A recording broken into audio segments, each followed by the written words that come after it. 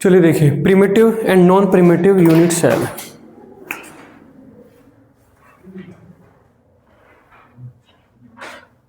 Primitive and non primitive unit cell.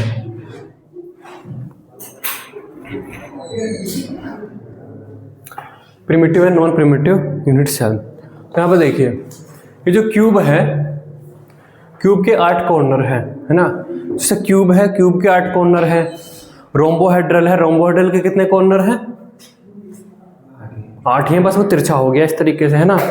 तो ये जो भी शेप्स हैं उनके जितने भी एक तरीके से कॉर्नर हैं, अगर एटम केवल उन्हीं कॉर्नर पर मौजूद है तो उन्हें बोलेंगे simple primitive cell.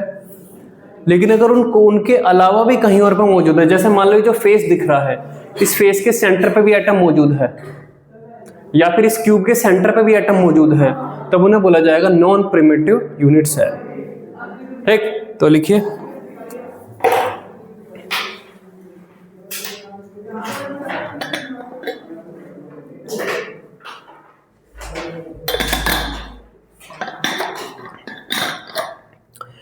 primitive unit cell, primitive unit cell cells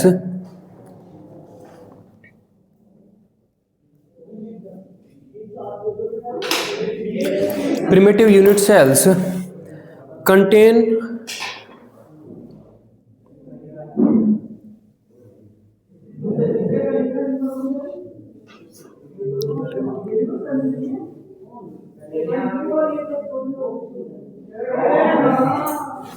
contains only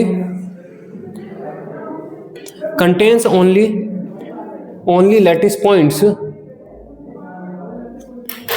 contains only lattice points, contains only lattice points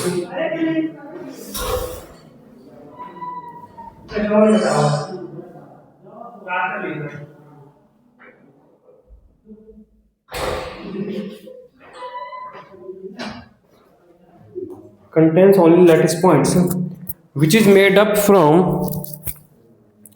which is made up from the lattice points which is made up from the lattice points lattice point at each of the corners, at each of the corner, at each of the corner। तो sir वो भी अलग property show कराते हैं। नहीं, उसे बोला गया वैसे इस तरीके से, each of the corner, ठीक है। और आगे लिखिए, full stop. Non primitive unit cell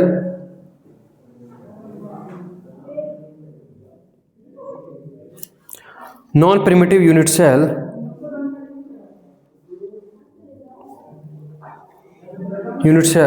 contains additional lattice points, comma, either on the face of the unit cell, or within the unit cell,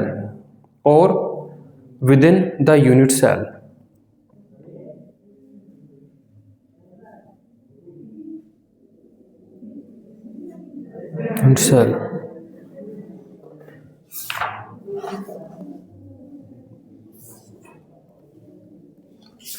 ठीक है, चलिए। Within the unit cell मतलब इसके अंदर, अगर इस क्यूब के सेंटर पर हुआ तो एटम पूरा पूरा अंदर बोला जाएगा ना। यूनिट सेल के बीच में है वो, within the unit cell है। हाँ, चलिए, तो हमें जो ये 7 क्रिस्टल सिस्टम है इनमें से 2 पढ़ने हैं, एक तो क्यूबिक वाला और एक हेक्सागोनल वाला। क्यूबिक के अंदर फिर फर्दर 3 है और हेक्सागोनल 1 पढ़ेंगे यहाँ पे, है ना। तो चलिए हम इनकी अब स्टडी करते हैं।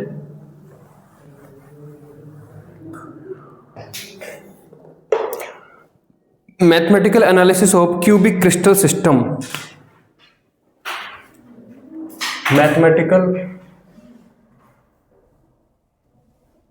Analysis of cubic crystal system.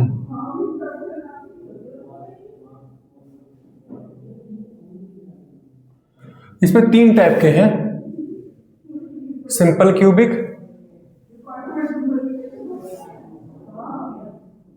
Cubic, या ऐसी कोई बोलेंगे प्रिमिटिव क्यूबिक। नेक्स्ट आपका है बॉडी सेंटर्ड क्यूबिक,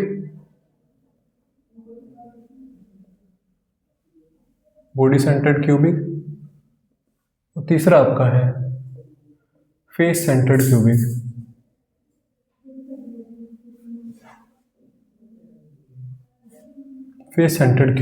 ठीक है, 3 टाइप का सिस्टम की हमें स्टडी करनी है। तो पहला यहां पर देखिए सिंपल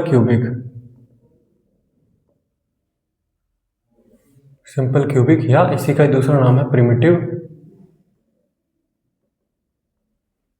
क्यूबिक।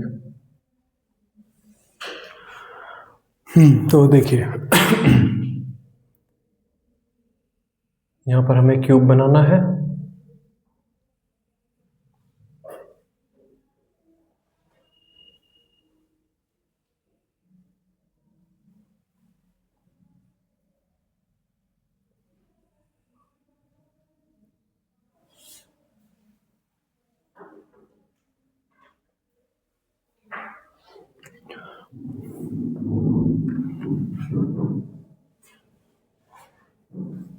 अब देखिए ये जो हमने क्यूब बनाया है, वैसे तो जो एटम है वे स्क्वायर फॉर्म में है। मैं वे लाना भूल गया, कल लेके आऊँगा परसों। जैसे बॉल है या एटम स्पेरिकल है, यहाँ पर इसका बेस देखो तो 4 एटम सट के रखे हुए हैं और उनके जस्ट ऊपर 4 एटम सट के रखे हुए हैं। उन 8 एटम के सेंटर्स को अगर आप मिलाएंगे तो क्यूब बनेगा। तो एटम तो इतने बड़े बड़े हैं, लेकिन अगर मैं इतने बड़े बड़े यहाँ पे बनाऊंगा तो स्ट्रक्चर उतनी क्लियर नहीं दिखेगी। तो हम केवल कॉर्नर पे छोटे छोटे से पॉइंट्स बना देंगे, तो वही है आपके एटम, है ना। तो यहाँ पर आपका एटम हम दिखा रहे हैं, यहाँ पर एटम आपका है, ठीक है, यहाँ पर एटम आपका है। हालांकि इतने बड़े हैं कि आपस में टच कर रहे हैं। मैं भी दूसरा डायग्राम भी बनाऊंगा। यहाँ पर एटम आपका है, यहाँ पर एटम आपका है, यहाँ पर एटम आपका है, यहाँ पर एटम आपका है, यहाँ पर है और यहाँ पर है, ठीक है, ये आपका है। अब इसका दूसरा एक डायग्राम अगर हम बनाते हैं तो कुछ ऐसा नजर आएगा। तो देखिए यहाँ पर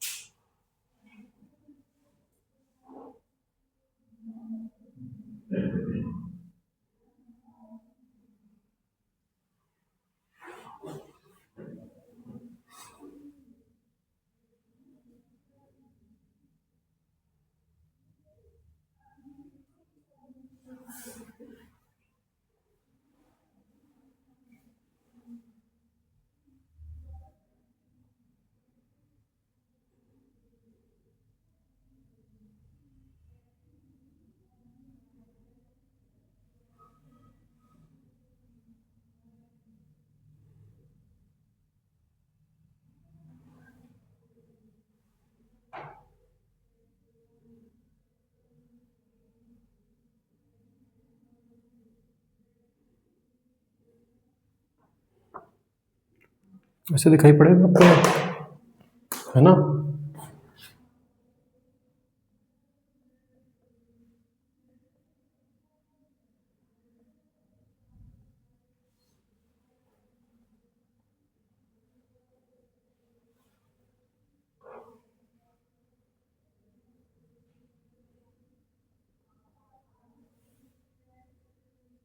एक क्यूब के हिस्से में जितना पार्ट आ रहा है मैंने वो बनाया है ना, एक क्यूब के हिस्से में इतना पार्ट आ रहा है एटम्स का। ये जो कोने पर रखा हुआ एटम है पूरा इसके पास नहीं है। एक क्यूब के साथ एक क्यूब इधर होगा, एक क्यूब इधर, एक क्यूब इधर, और ऐसे 4 क्यूब ऊपर। तो ये कोने वाला 8 क्यूब में शेयर होएगा। 8 क्यूब में शेयर होएगा तो एक क्यूब के पास इसका इतना 1/8 पार्ट आएगा। ऐसी 8 कॉर्नर पे जो क्यूब स्फीयर है उनका 1/8 पार्ट क्यूब के पास आएगा। ठीक है, एग्जाम्पल में यहाँ पे देखिए, जैसे कि पोलोनियम है ना, जैसे कि जो पोलोनियम होती है वो इसी तरीके से क्रिस्टलाइज होती है। पोलोनियम जो होती है वो इसी तरीके से क्रिस्टलाइज होती है। ठीक, बनाइए, बनाना है। देखिए यहाँ पे इफेक्टिव नंबर ऑफ एटम्स, यहाँ पे देखिए effective number of atoms, effective number of atoms इसे जेड बोलते हैं। इफेक्टिव नंबर ऑफ एटम्स मतलब एक यूनिट सेल जो क्यूब है हमारा, जो हमारा एक यूनिट सेल है उसके हिस्से में कितने एटम आए। तो अगर हम देखें तो उसके हिस्से में 8 एटम है, लेकिन हर एटम का 1/8 पार्ट ही उसके पास है। तो यहाँ पर कितना आएगा 8 × 1/8। तो इफेक्टिव नंबर ऑफ एटम है यहाँ पर 1। नेक्स्ट देखिए रिलेशन बिटवीन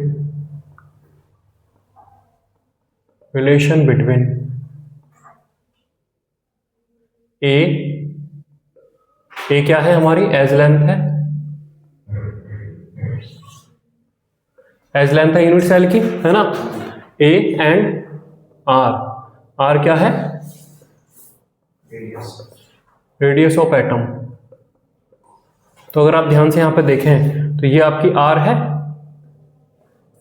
ये आपकी आर है ना। इस तरीके से जैसे टच कर रहे हैं ना इस एज पे, ऐसे 4 एटम 8 एटम ऐसे टच कर रहे होंगे। और ये क्या है आपके, ये ए है। तो यहां पर क्या आ जाएगा, A = 2 टाइम्स ऑफ आर। ठीक है, नेक्स्ट देखिए पैकिंग फ्रैक्शन।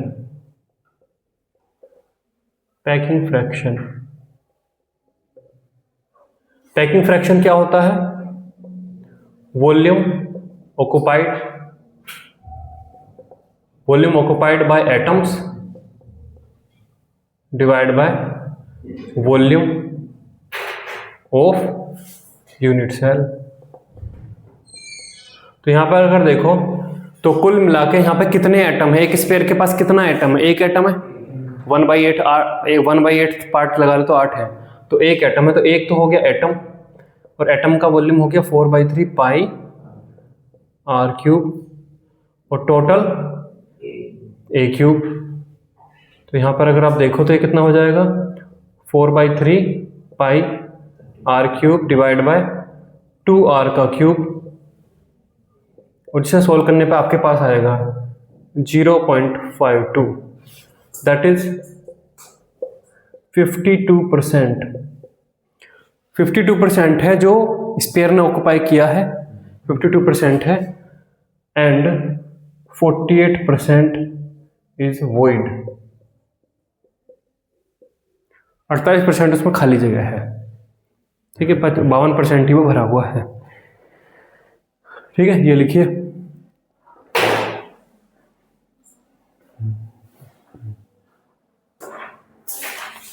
Coordination number.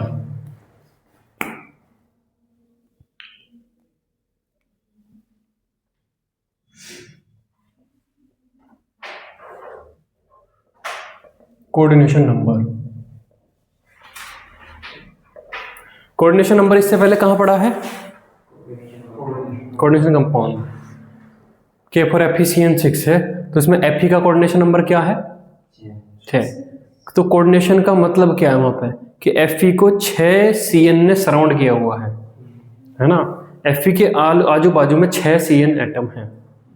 ठीक, इसी तरीके से कोऑर्डिनेशन नंबर का मतलब वही है कि एक एटम को कितने एटम सराउंड करते हैं, नियरेस्ट में जो एटम सराउंड करते हैं, that is the coordination number. अगर मैं इस एटम की बात करूं तो इसके पीछे ऐसा एक और क्यूब सिस्टम होगा, वहां पर एक एटम होगा, वहां पर एक एटम होगा जो इसको सराउंड करता होगा, है ना।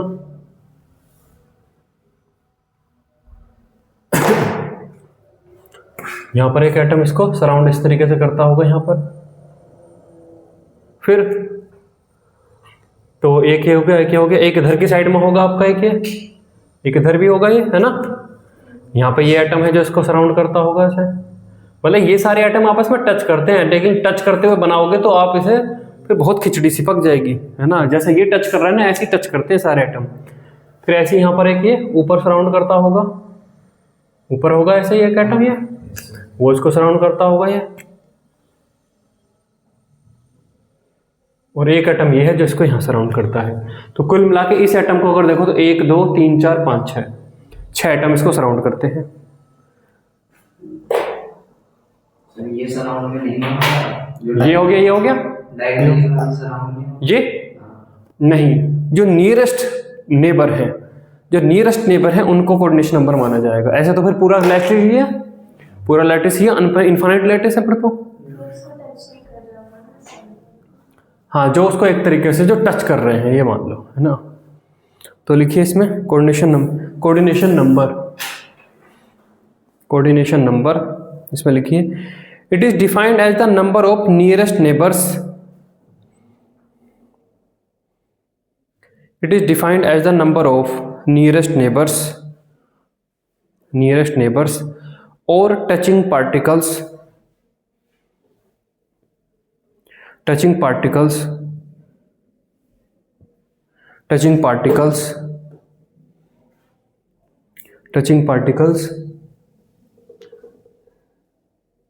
present in crystal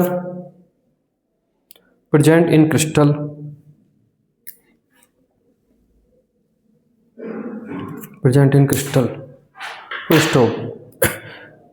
next time लिखिए, it depends upon structure of crystal, it depends upon structure of crystal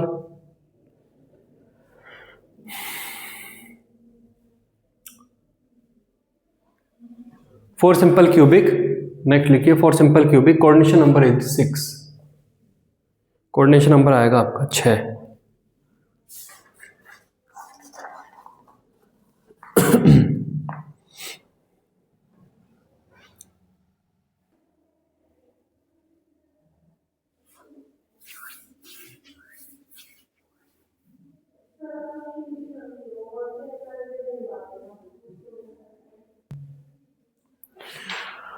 यहाँ पर देखिए इफेक्टिव नंबर ऑफ एटम्स, पहले तो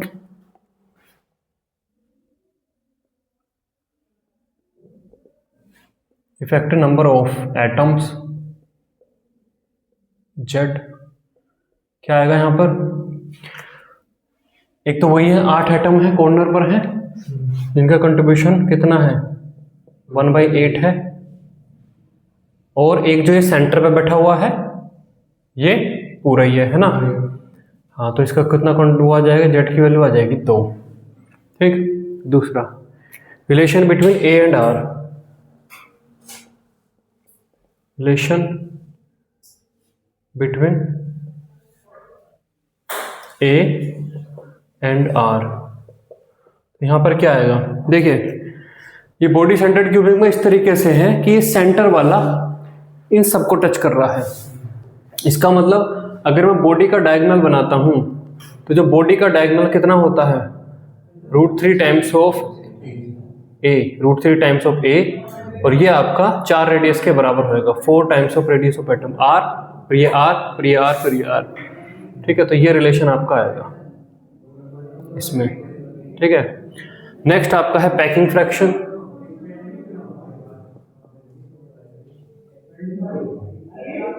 पैकिंग फ्रैक्शन में देखें तो आपके पास कितने एटम है, टोटल 2 एटम है, तो 2 × 4/3 पाई r का cube divide by a cube. तो यहाँ पे आपका 2 into 4/3 pi r cube divide by, एक ही जगह आप क्या रख लेंगे, एक ही जगह आप रख लेंगे 4r डिवाइड बाय √3 और उसका क्यूब। जब आप इसे सोल्व करेंगे तो आपको मिलता है 0.68 है ना, आपको मिलता है 0.68, दैट इज 68%। 68% है जो एटम ने ऑक्युपाई किया है, वाइल 32% इज वॉइड। 32% में आपके में खाली जगह है ना। कोऑर्डिनेशन नंबर,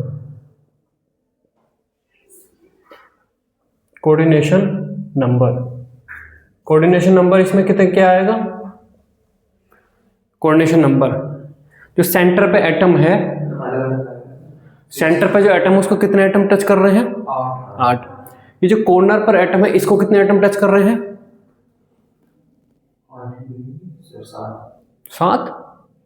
7 कैसे आ जाएगा, एक तो ये बड़ा वाला जोड़ी तो है, अच्छा एक पीछे का बड़ा वाला भी। ये जो अगर आप देखो तो यहाँ पर 8 क्यूब का सेट बनता है। मान लो इस एटम को देखो तो ये क्यूब, इसके बराबर में क्यूब, फिर पीछे 2 क्यूब और फिर 4 ऊपर क्यूब। तो इसको ये जो सेंटर पे बैठे हुए 8 हैं ये टच कर रहे हैं। 8 करेंगे इसको, हाँ 8 क्यूब है, एक कॉर्नर के रेस्पेक्ट में 8 क्यूब और 8 के सेंटर पर वो 8 है। सर क्योंकि सबसे पास वाला है तो इसलिए हम ये साइड वाला को नहीं। भाई कोऑर्डिनेशन नंबर की डेफिनेशन तो देखो, जो नियरेस्ट नेबर है वही है, तो कोऑर्डिनेशन नंबर इसका आएगा 8। ये लिखिए। थर्ड देखिए, फेस सेंटर्ड क्यूबिक।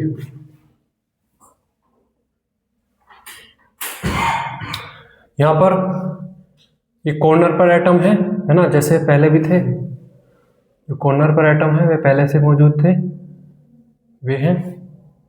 और यहां पर क्यूब के कितने फेस होते हैं, एक जो क्यूब होता है उसके फेस कितने होते हैं, 6। तो हर फेस के सेंटर पर भी एक एटम बैठा हुआ है, हर फेस के सेंटर पर।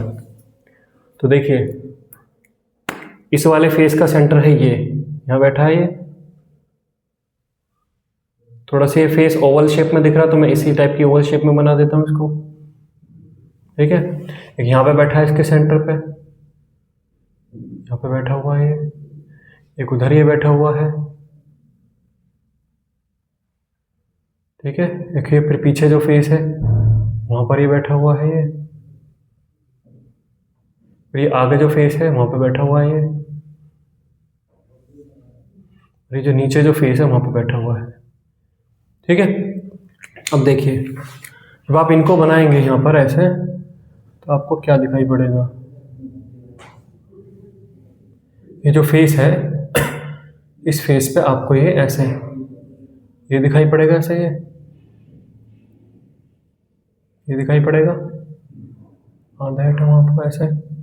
फिर ये वाला जो फेस है ना, ये वाला जो फेस है यहाँ पर आपको ये एटम ऐसा दिखाई पड़ेगा ये वाला जो फेस है इसमें आपको एटम ऐसा दिखाई पड़ेगा, ठीक है। तो ये एटम आपको कुल मिलाकर दिखाई पड़ेंगे।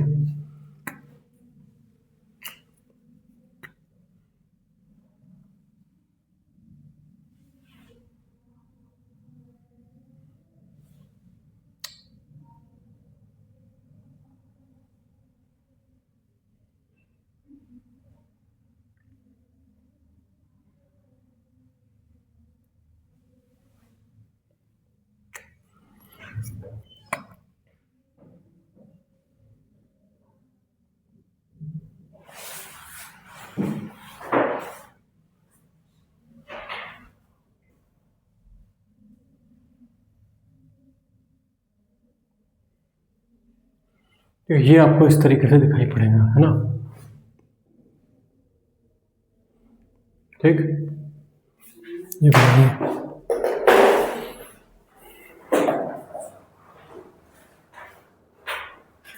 तभी तो ये जो है ये वाली चीज़ तो इसके ऊपर आएगी ना, ऊपर आएगी नहीं, नीचे ही आएगी, ये तो ऊपर है, ओवरलैप होएगी ना इसमें, ये ऊपर दिखेगी ना ये,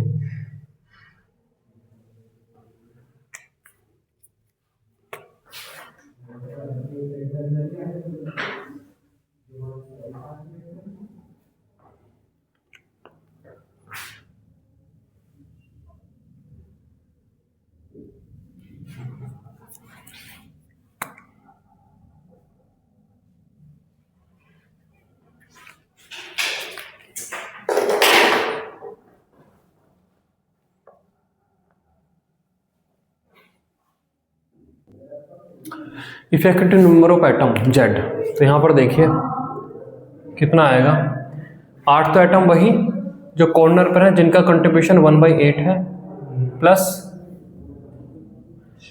6 एटम है जो फेस पर है लेकिन वे आधे आधे हैं, है ना। तो 6 एटम जिनका कंट्रीब्यूशन कितना है 1/2 है, तो ये टोटल कितना हो जाएगा आपका 4 हो जाएगा। ठीक, relation between a and r, relation between a and r, यहां पर ये जो फेस होता है फेस पर आकर टच करते हैं। देखो ये एटम ये एटम ये एटम ये टच कर रहे हैं, ये एटम ये एटम ये एटम टच कर रहे हैं, फेस पर टच करते हैं। तो यहाँ पर अगर आप देखो तो फेस का डायगोनल है ना, फेस वाले एक दूसरे को नहीं करते है कौन से फेस वाले एक दूसरे को वहां पे ये फेस वाला दूसरे वाले फेस वाले को, नहीं ऐसा करना नेसेसरी नहीं है। नेसेसरी कंडीशन है कि ये कॉर्नर वाले और ये फेस वाला आपस में टच करते हैं, ये वाला इस वाले को टच करेगा, ये नहीं हम कर सकते। ठीक है, तो बॉडी डायगोनल जो आपका फेस डायगोनल जो आपका है ना, जो फेस डायगोनल है वो आपका 4 टाइम्स ऑफ आर के बराबर बैठेगा। तो यहाँ पर हम देखें तो 2 times of root 2 times of a root 2 है ना, इक्वल टू 4r, ये रिलेशन आएगा। पैकिंग फ्रैक्शन सर ये टच वगैरह पता होना चाहिए। हाँ तो अभी मैंने बताया ना कौन टच करता है, नहीं मतलब ऐसे कि मतलब याद रहना चाहिए। हाँ आपको पूरा सिस्टम यही तो पढ़ाया जा रहा है कौन टच कर रहा है। फेस के डायगोनल पर आकर टच करते हैं ये इसकी नेसेसरी कंडीशन। जैसे बॉडी डायगोनल, जैसे वो जो बॉडी बीसीसी था वो बॉडी के डायगोनल पर टच करते हैं, फेस के डायगोनल पर टच करते हैं। ये पैकिंग फ्रैक्शन क्या हो जाएगा, 4 एटम इसमें 4 × 4/3 पाई r³ डिवाइड बाई a³। यहाँ पे आपका 4 × 4/3 पाई r³, ए को हम रिप्लेस कर देंगे इससे 4r डिवाइड बाई √2 और इसका क्यूब। इसे जब आप करते हो तो ये आ जाता है 0.74, that is 74%, while 26% is void। 26% आपकी ये खाली जगह है। ठीक है, अब बता देते हैं। तो कोऑर्डिनेशन नंबर कैसे हो गया, ये क्यों लग जाता है, तो कितना आ जाएगा इसमें, कोऑर्डिनेशन नंबर इन FCC, इनकी शॉर्ट फॉर्म थोड़ी हम लिखने भूल गए हैं। Simple cubic SC, body centred cubic BCC और ये FCC है ना। तो ये आपके कितने होते हैं, ये 12 होते हैं। इस कॉर्नर से 4 ये जाते हैं, 4 प्लेन, और हर प्लेन के सेंटर पे 4 ये बैठे हुए हैं। तो इस तरीके से आता है इसका 12। अगर आप क्यूब को जानते हो तो ये एंगल थीटा बताइए, ये एंगल अल्फा बताइए कितना होता है। जानते हो क्यूब को अच्छे से? तो देखिए ये ट्राइंगल है, ट्राइंगल में अगर आप देखो तो ये वाली जो साइड है उसके साथ एंगल थीटा है।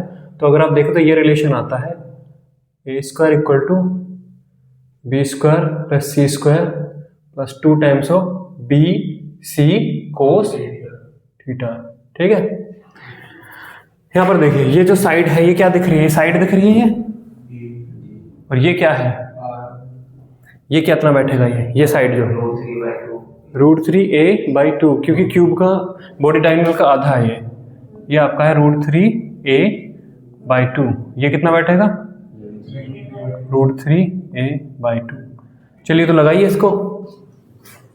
a² इक्वल टू √3a/2 का स्क्वायर प्लस √3a/2 का square plus 2 times of √3a/2 √3a/2 cos theta, है ना।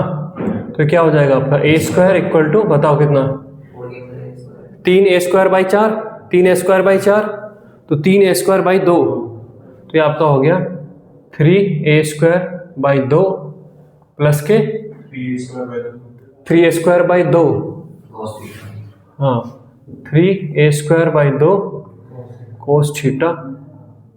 ठीक है, तो इसे अगर आप देखो तो 3a²/2 बाहर निकाल के 1 प्लस कोस थीटा, a² से a² कट गया तो आपका क्या बचा, आपका बचा 2/3 equal to 1 plus cos theta. जहाँ से अगर आप सोल्व करें तो कोस थीटा की जो वैल्यू है कोस इनवर्स -1/3 या 1/3, कोस इनवर्स -1/3, जिससे थीटा आपका आता है 70.52 डिग्री। 70.52 डिग्री। कुछ गलत हो गया क्या है?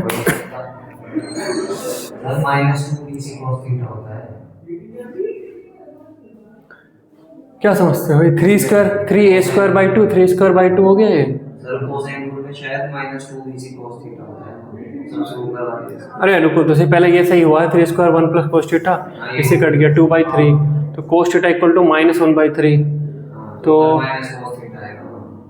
1 माइनस कोस थीटा, सर वो ऊपर फॉर्मूला में -2bc cos थीटा होता है, माइनस होता है वहाँ पे, हाँ माइनस होता है यहाँ पे, ये यहाँ पे होता है माइनस, यहाँ पे आएगा आपका माइनस, यहाँ पे आपका ये माइनस आएगा, है ना, ये माइनस यहाँ से हटेगा, माइनस होता है, ये होता है माइनस, ये माइनस, यहाँ पे माइनस, और ये आपका आएगा 1/3, जो कि आपका ये आएगा, है ना। पहले इन्हें धमका क्या हूँ मैं, कैसे वाला है ये, √3a/2 है ये √3a/2, ये भी आपका क्या है √3a/2, और ऊपर वाला ये क्या है √2a/2, हाँ √2a है, हाँ √2 टाइम्स ऑफ a है ये, है ना। तो अब लगाइए इस पे, √2 टाइम्स ऑफ a का स्क्वायर इक्वल टू √3a/2 का स्क्वायर प्लस √3a/2 का स्क्वायर माइनस के 2 टाइम्स ऑफ √3a/2 √3a/2 और कोस अल्फा, है ना। तो ये आपका हो जाएगा 2 times of a² equal to, ये सारी कहानी तो उसी तरीके से चल रही है, तो यहाँ पर अगर आप देखो तो आपको मिलेगा 3 टाइम्स ऑफ 3a²/2 और 1 माइनस के कोस अल्फा। तो यहाँ पे आपको क्या मिलेगा, ये कट जाएगा तो 4/3, है ना, तो आपको ये मिलेगा 4/3 इक्वल्स टू 1 माइनस के कोस अल्फा, जहां पर कि आपको क्या मिलेगा alpha equal to cos inverse -1/3, है ना। जहां पे आप सोल्व करो तो अल्फा आपका आता है 109.5 डिग्री। मैंने पहले भी बताया था ये टेट्राहेड्रल का जो एंगल है वही है, क्योंकि ये 2 टेट्राहेड्रल की ब्रांच है, 2 टेट्राहेड्रल की ब्रांच इधर और इधर जाएंगी, है ना। तो क्यूब का जो 2 अपोजिट बॉडी डायगोनल है, अपोजिट कॉर्नर के बॉडी डायगोनल का जो वो है, वो टेट्राहेड्रल का बॉडी एंगल 109.5 डिग्री होता है, ठीक है। तो ये आपको पता होने चाहिए। कई बार आपको nearest neighbour, nearest to next nearest neighbour, इस टाइप की चीज़ें निकलवा सकते